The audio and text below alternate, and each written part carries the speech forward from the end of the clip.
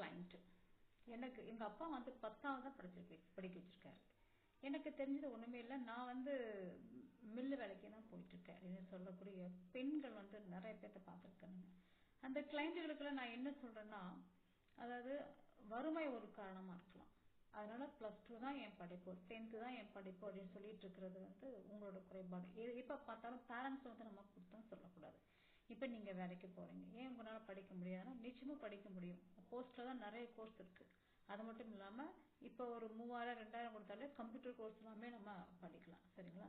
அதன் மூலமாக உங்களை நீங்களே வந்து உதவி பண்ணா மட்டும்தான் நீங்க ஜெயிக்க முடியும். அதுக்காக பேரண்ட்ஸ் எங்க அப்பா அம்மா படிக்க வைக்கல, நானும் படிக்கல, எனக்கு படிப்பு ஏறல, இந்த மாதிரிலாம் சொல்லிட்டு உங்க வாழ்நாளை கடத்துறது ரொம்ப தப்புங்க. சரிங்களா?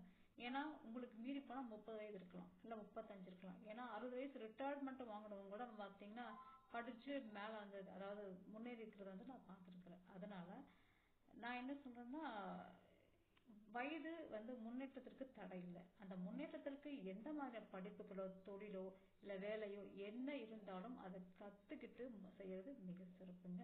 அதுக்காக பேரண்ட்ஸ் வந்து குத்த சொல்லாம இருக்கிறது நல்லது.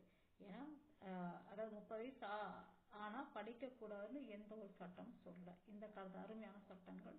அதனால படிக்கிறதா இருந்தாலும் சரி, ஏதாவது தொழில் வந்து பழகிட்டு உங்களை நீங்க டெவலப் பண்ணிக்கிறது மிக சிறப்பு. ஏன்னா உங்களுக்கு நீங்க உதவுற மாதிரி யாருமே உதவ மாட்டாங்க. நன்றி.